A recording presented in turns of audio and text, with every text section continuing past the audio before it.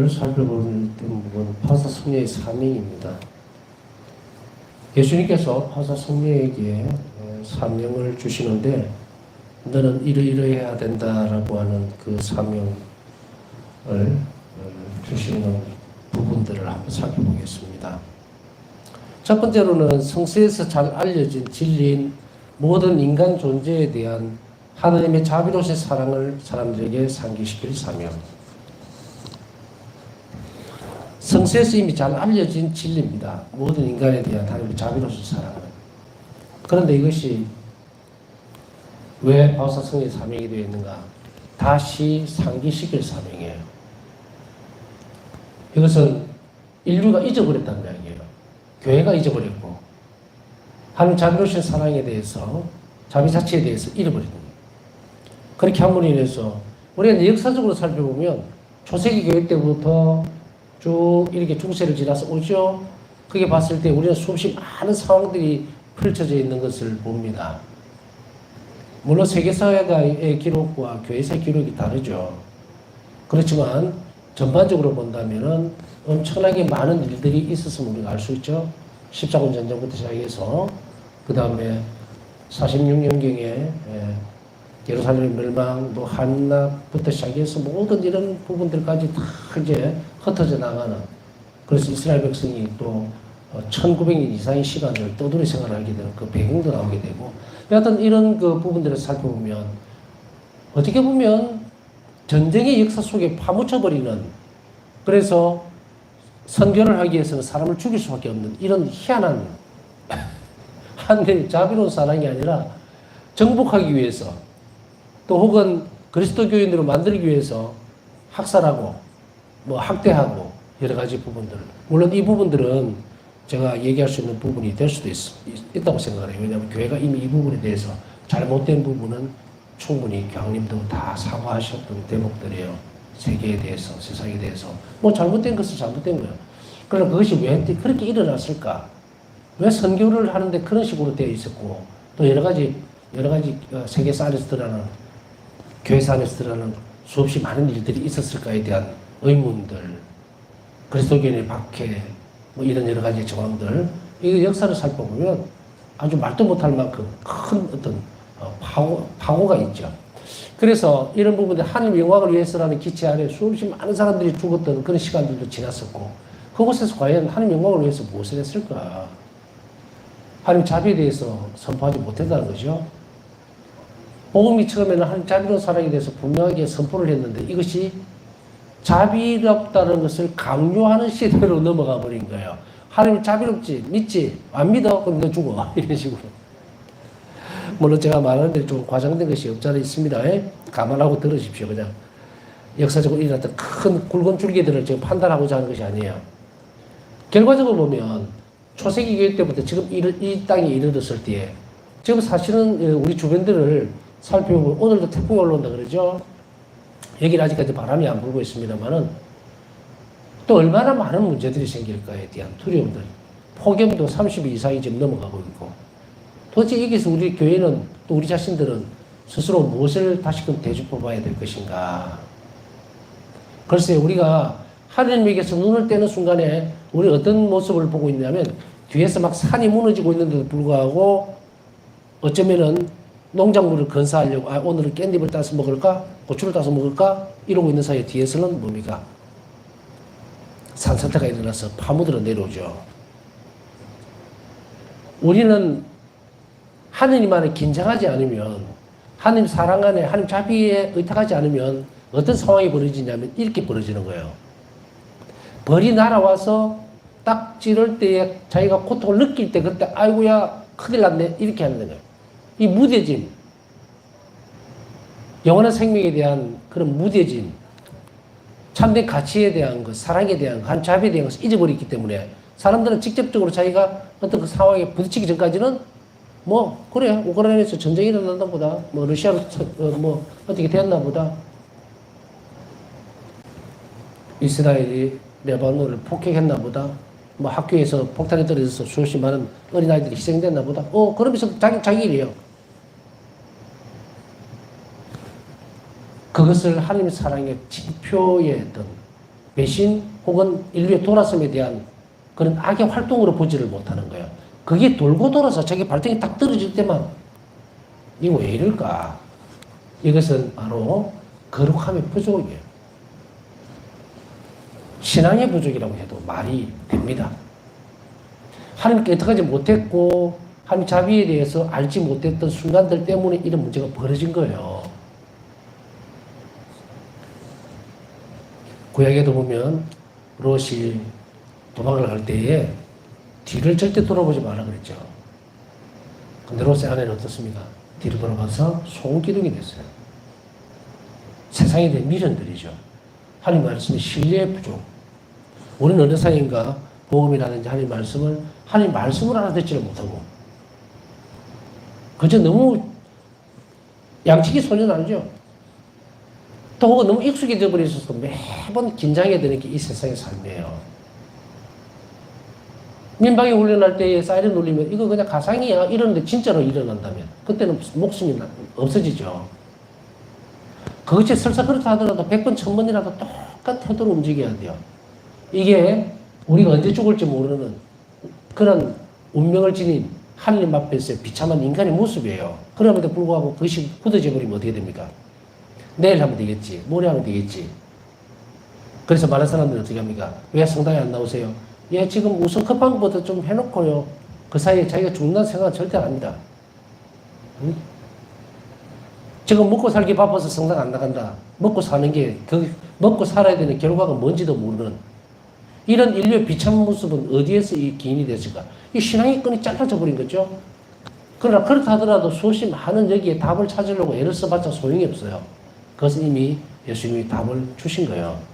그것은 내 자비를 모르기 때문이다. 인류가. 자, 이것을 사명으로 줍니다. 그렇다면 바울사 성령에게 있어서는 전혀 생소한 하나님 자비에 대해서 얘기를 하는 것이 아니라 이미 교회를 통해서 그리고 성서에 잘 알려져 있는 하나님 자비를 상기시킨다. 같이 가르쳐야 돼요.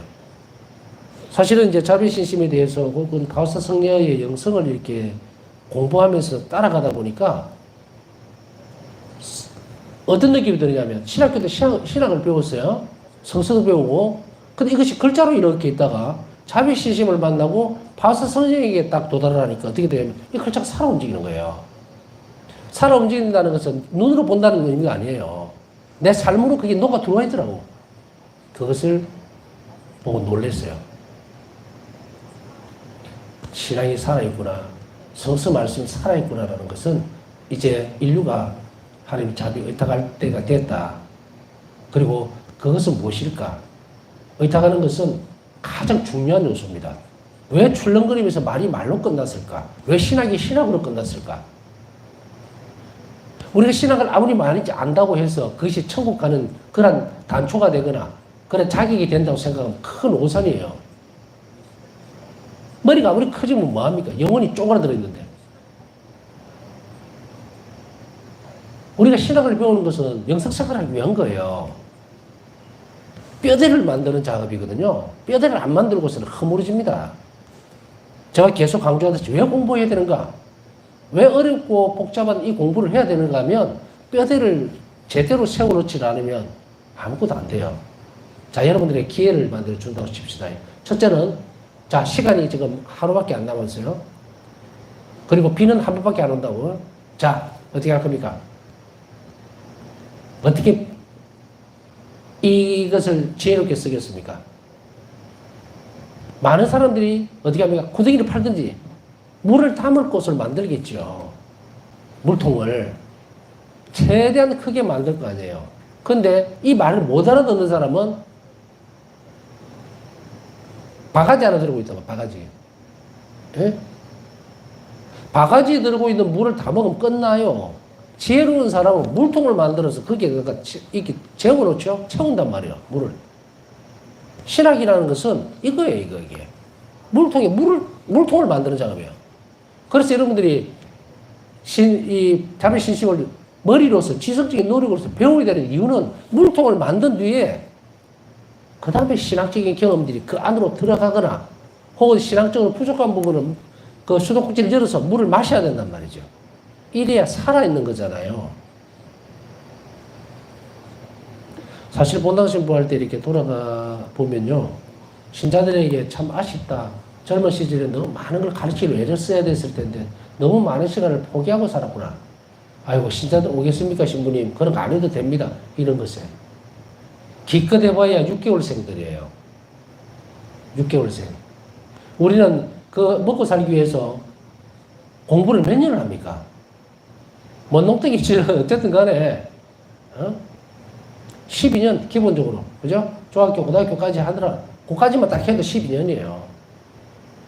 대학까지 치면 16년입니다. 16년 동안 죽 짜고 공부해가지고 나와서 뭐합니까? 취직해서 이제 직장에서 돈 몇 푼 주는 거 그거 받죠. 먹고 살기 위해서.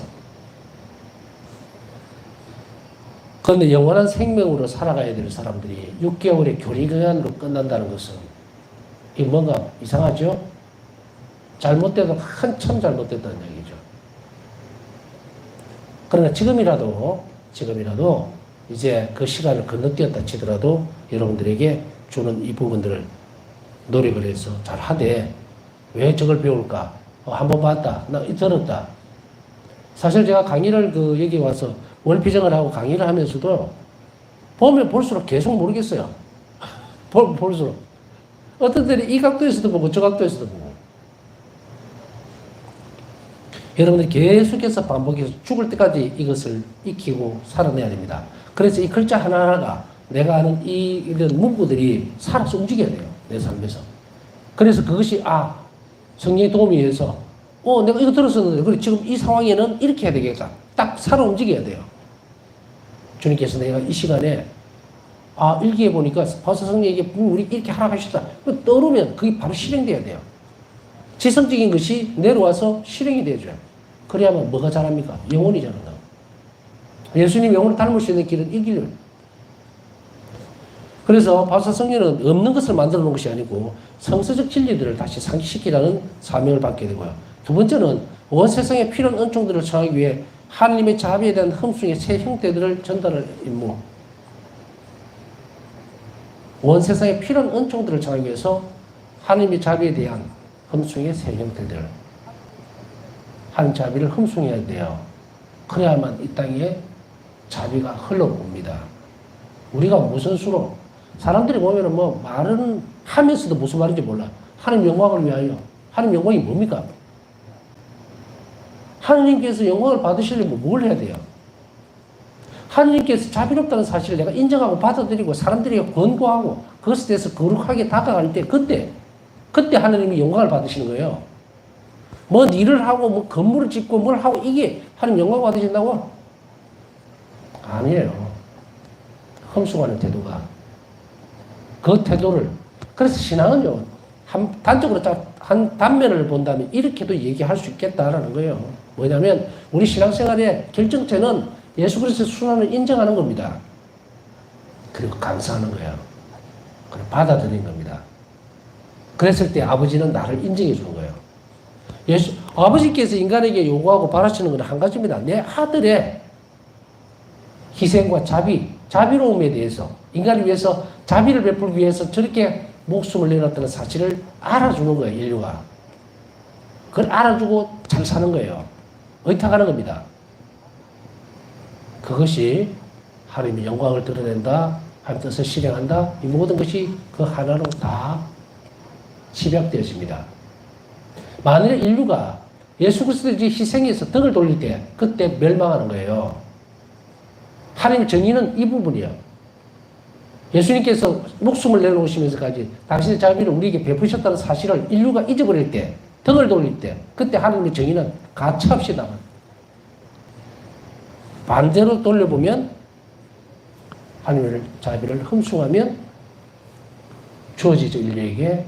자, 그러면 하나님께서 예수님께서 우리에게 자비를 베푸셨다는 것에 대해서 우리는 어떻게 드러내야 될 것인가가 문제가 나오죠. 흠숭의 태도가 무엇일까? 그것이 바로 자비 시스템의 네 가지 형태예요. 흠숭의 태도입니다. 이 네 가지. 자비 상부를 모시는 것도 거기에 약속된 내용이 있죠. 그것을 굳게 믿고 그걸 실행해 나가고 하나님 자비를 흠숭한다는 것은 바로 상문에 드러나는 저 오산 십자가의 죽음, 순환, 그것에 대해서 저는 내 자신을 맡깁니다. 그때 흠속을 받으신다고 얘기하죠. 그때 자비문이 열린다고. 나쁜 아니고 인류에게. 이것을 이제 온 세상에 전달할 임무. 그 다음에 이 신심을 정신 안에서 다시 하자면 주 하나님께 의탁하고 이웃에게 자비로움이라는 신약의 정신 안에서 신앙 쇄신을 고치시킬 임무. 사실 제가 이제 여기서 강의를 하고 이럴 때에 한마디로 얘기하면 무엇입니까? 라고 하면 이 부분이에요. 신약의 정신 안에서 신앙 쇄신을 고치시길 거예요. 신앙 쇄신을 하는 거예요. 쇄신. 전혀 듣지 못하던 것을 가져온 것이 아니라 신약의 정신 안에 이미 의탁과 자비라는 것이 뿌리 깊게 박혀 있어요. 그게 답니다. 하나님께 의탁하고 이웃에게 자비로울 것. 그것을 다시금 쇄신시켜요. 가르치죠. 저는 이 부분들에 대해서 신약의 정신이 내 안에서는 굉장히 많이 지금 쇄신됐어요. 자비신심 안에서. 그래서 적어도 이 부분들을 신약의 정신 안에서 어떻게 쇄신될 것인가는 자비신심 안으로 들어올 때에, 그래서 예수님은 바울사 성경에 무엇을 말씀하셨느냐면 이제 너에게 세상 창조 때에도 드러나지 않았고 성서에서도 드러나지 않았던 하나님 자비에 대해서 가르쳐 주겠다. 너무도 놀라운 선물입니다. 이것을 알 수 있다면 우리는 하나님을 사랑하지 않을 수가 없게 돼요. 맨날 보면 하나님 어떻게 사랑합니까? 나는 하나님을 사랑합니다 하면서도 방법을 하나도 모르죠. 그러면서도 할 수 있겠거니 하고 가는 거예요. 확신이 아니고 그러려니 하고. 그러나 이것은 달라요. 이 길은 예수님을 사랑할 수 있게 만드는 거예요. 그리고 예수님 일치할 수 있도록 만드는 거예요. 사랑하는 방법과 관련은 여러 가지가 있지만 그러나 이 일을 우리가 충실하게 실행함으로 인해서 우리가 예수님과 하나가 될 수 있는 길을 명확하게 보여준다는 점에서 굉장히 중요한 부분이 됩니다. 제가 가끔씩 여러분들에게 이야기하지만 이 기회는 여러분들에게 주어져 있지만 쉬운 일은 아니다라고 얘기하기에는 너무도 은혜로운 상황이에요. 우리 삶을 생각해 본다면은 도대체가 하느님의 자비신심에 대해서 배울 수 있는 시간이나 기회가 몇 명이나 되겠는가? 저는 하나님의 자비신심을 이제 접하면서 느낀 점이 그거예요. 요즘 들어와서 더 깊이 느끼는 게 내가 하느님의 자비를 알게 된 것이 얼마나 운이 좋은가가 아니고 얼마나 복이 있는가. 나는 뽑힌 사람이면 틀림이 없다. 그게 내 생각이에요. 뭐 사제로 선포를 받았으니까 뽑히었다? 그거 아니고 자비신심을 만나게 되는 이 기회가 나에게 있어서는 처음이자 마지막 기회일 수밖에 없어요. 왜냐하면 저는 한 번밖에 못 살잖아요. 여러분도 마찬가지죠. 확률적으로 보십시오. 여러분들이 자비신심을 제가 가르치는 것에 대해서 깊이 있게 받아들이고 또 공부하고 또 실천하는 그 기회가 이 땅에서 몇 명이나 주어졌다고 생각해요. 불륜 사람은 많지만 뽑힌 사람은 적다는 사실을 우리는 분명하게 해야 합니다. 여러분들에게 주어져 있는 이 엄청난 기회를 놓치지 않도록 하세요. 운이 좋다는 말만으로는 설명할 수 없습니다. 제 삶도. 끊임없이 찾긴 찾았지만 이렇게 엄청난 것이 오리라는 생각은 하지도 못했어요. 여러분들도 마찬가지라고 얘기를 해주고 싶습니다. 이 기회가 지나가면서 아무나 들어올 수 있는 기회는 절대로 될 수가 없을 것 같아요. 그러니 이 기회를 잘 활용하고 충실하게 따라오기 바랍니다. 그 다음에 세 번째 임무에서 나온 것이 한자비 사도 운동이고 그 중 하나가 한자비 사도 연합회입니다.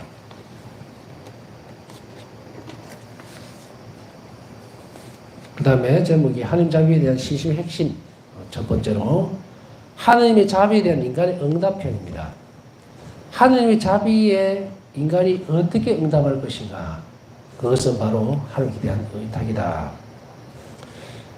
종종 이 부분을 설명하면서 어떤 성서에서 어떤 부분을 예로 드느냐면 성서에서는 이미 드러나고 있지만 여러분들도 알고 있을 거예요. 나병 환자 10명의 치유 사건, 상황. 치유사에서 보면 10명이 치유의 기적을 입습니다. 그죠? 나병 환자.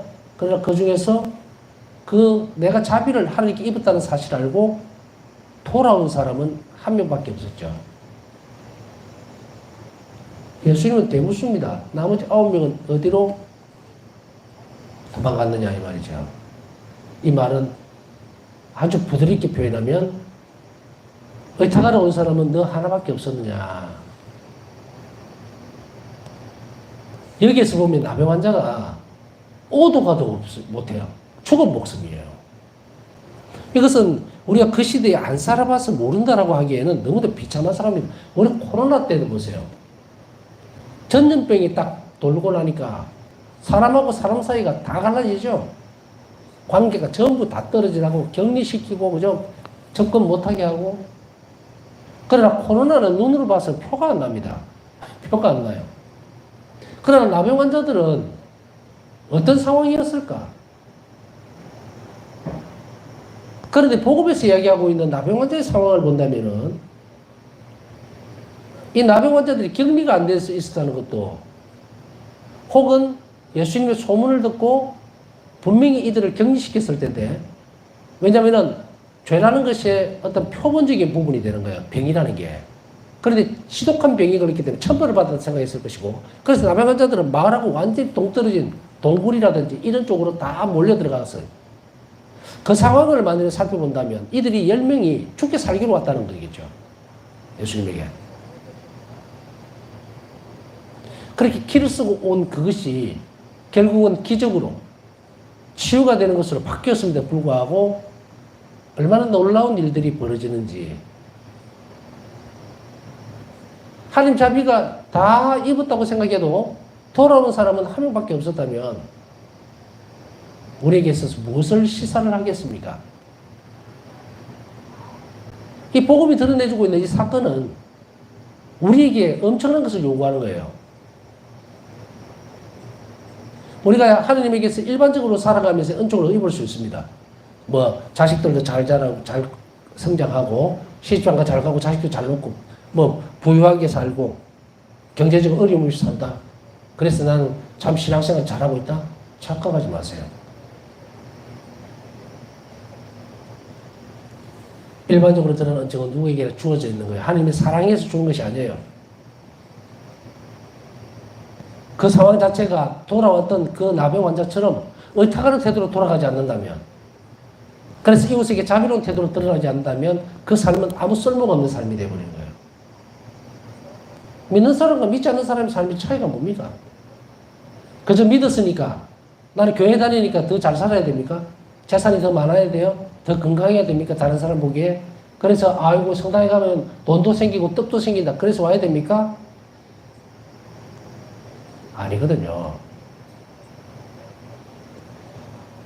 한 명의 거룩함이 사람들에게 표본이 되어진다는 것은 우리를 봤을 때 이들이 하나님의 존재를 깨달았고 받아들일 수 있어야 돼요. 깨닫는다는 말은 뺍시다. 보고 받아들일 수 있어야 되죠. 그렇게 살아내야 되거든요. 그렇게 살아내는 태도가 뭡니까? 야, 저 사람은 이상하다. 성당에 다니더니 정말로 이제 이게 의탁이죠.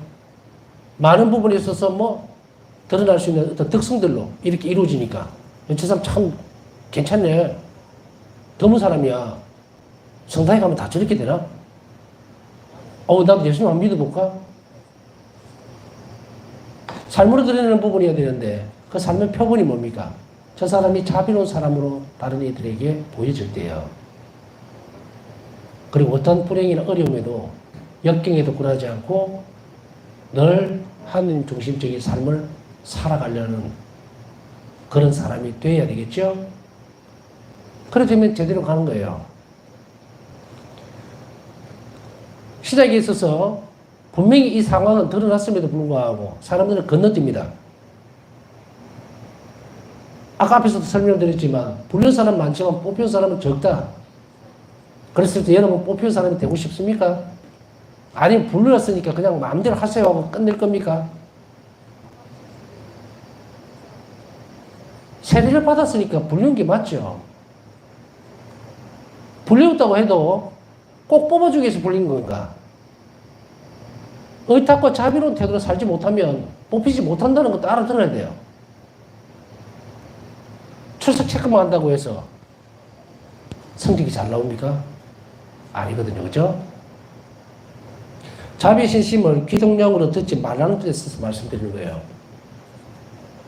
내가 이러한 신심을 통해서 그리고 이런 지성적인 노력을 통해서 조금이라도 더 의탁하고 오늘이라도 당장 그리고 자비로워질 수 있다면 여러분은 첫 단추는 잘 클는 거예요. 그런데 귀호강을 하기 위해서 혹은 제가 하는 강의가 다른 사람들하고 비교가 되는 그런 부분들이 있는가 없는가, 야 누가 잘하나 이거 보기 위해서 저는 그런 식으로 보면 꼴등이에요. 난 잘하는 거 없어요. 그러나 분명한 사실은 여러분들 삶에서 이것이 살아내줘야 된다는 거예요. 왜냐하면 이게 그리스도의 양식입니다. 형태예요. 그리스도인은 이렇게 살아내야 되는 존재라는 이야기예요. 만일 이것이 실패하면 어떻게 될 건가? 이제 이것이 그대로 가면 심판대에 가면은 이게 우리 자신들을 심판하게 될 겁니다. 거꾸로 얘기하면 이렇게 되는 거예요. 한 영혼이 죽어서 하나님 앞에 가게 되면 너는 한 생애 동안 나에게 얼마나 의탁했느냐, 그리고 이것에게 얼마나 자비로웠느냐를 묻게 되겠죠. 단 한 번도 의탁하는 순간이 없었고 한 번도 자비로운 일을 하지 못했다면 끝장난 거지 뭐. 딴 거 없어요. 그러나 저는 늘 하나님께 의탁했고 그리고 자비로우려고 애를 쓴 그 삶을 살았습니다 라고 하면 볼 거 없어요. 그냥 통과. 너는 나를 닮았구나. 아버지는 그렇게 말씀하실 거란 말이에요. 너는 어찌 그리 내 아들을 닮았냐. 똑같이 닮았네. 여보가 서라.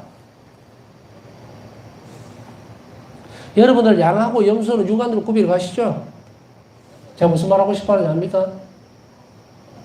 우리가 눈으로 봐도 양하고 염소는 절대로 섞을 수가 없어요. 다 구별을 가요. 그런데 그리스도인으로서의 양식인 이 의탁과 자비를 배우지도 않고 실행도 안 했다면 심판대를 볼 건 아무것도 그런 얘기겠죠. 그것을 뽑아줄 일은 없잖아요. 그러니 우리 모두가 힘써서 이제 자비신심 어떻게 의탁하는가 하는 게 대한 의탁을 충실하게 잘 배우면서 내일이라도 내가 의탁하는 정신을 태도를 키워야 되겠다 하면 여러분 삶이 이제 많이 변화가 될 겁니다. 개요 부분을 하기 때문에 이 부분을 어떤 부분에 있어서 막 의탁의 학교가 지금 이렇게 많이 못 들어갑니다. 그러니까 조금 이렇게 건너뛰는 감이 있으면 의탁의 학교 가셔서 여러분들이 차근차근 잘 배우셔야 됩니다. 양이 많다고 막 건너뛰거나 얼렁불렁 넘어가서는 안 돼요. 절대로 안 됩니다. 그리고 여러분들에게 이런 공부하는 기회가 쉽지 않습니다. 여러분들 본다에서 재교육이라고 하는 거 그 몇 시간이나 받습니까? 몇 시간이나 받아요? 얼마 못 받죠? 이제 사순대 가면 사순대 뭐 특강이라든지 아니면은 뭐 성탄에 대림 특강이라든지 준비하기 위해서 그 정도 가지고 그 이상의 시간들을 할애를 잘 못하지 않습니까? 그러니까 여러분들이 이런 정말 엄청난 분량이 될 수도 있습니다만은 차근차근 잘 배우시면 여러분 삶이 굉장히 빠르게 변화될 겁니다. 내가 머리로 알고 있던 것이 삶으로 들어온다는 말을 하고 싶다는 겁니다. 자, 의탁이란 뭔가? 첫 번째는 예수님께서 당신을 따르는 이들에게 요구하셨던 신앙의 태도입니다. 그렇기 때문에 자비신심에 있어서 의탁하십시오라고 했을 때 이것은 그걸 왜 해? 그 무슨 말이야? 그 몰라도 뭐 나는 기도나 잘하고 살면 되지 라고 했을 때는 빵점이라는 이야기예요. 예수님 이런 사람 상대 안 합니다. 당신은 다른 이들에게 요구했던 신앙의 태도예요. 다른 사람은 당연히 해야 되는데 나 그런 거 필요 없어요. 배울 수도 없고 나는 뭐 꼭 골치 아프게 그걸 배워. 내가 이렇게 많은 기도도 있는데 라고 하면 예수님을 안 따르겠다는 거거든요. 손절입니다. 손절. 끊겠다는 이야기죠. 여기에서 보면요. 예수님께서 당신을 다른 이들이 요구하셨던 신앙의 태도라는 것은 이것과 같은 거예요. 내가 너를 위해서 죽었으니 너 뭐 할래래? 나에게 뭘 주겠느냐? 다 내놔라 이거예요. 꼼수 부리지 말고. 내 시간 중에서 요거는 하나님 것이고 요거는 사회적인 것이고 요거는 내 생활이고 그럼 계산이 안 맞잖아요. 여기서 얘기를 할 때 예수님은 나를 위해서 돌아가셨다라고 할 때 모든 것을 다 주신 겁니다. 이 정신을 똑바로 차려야 돼요.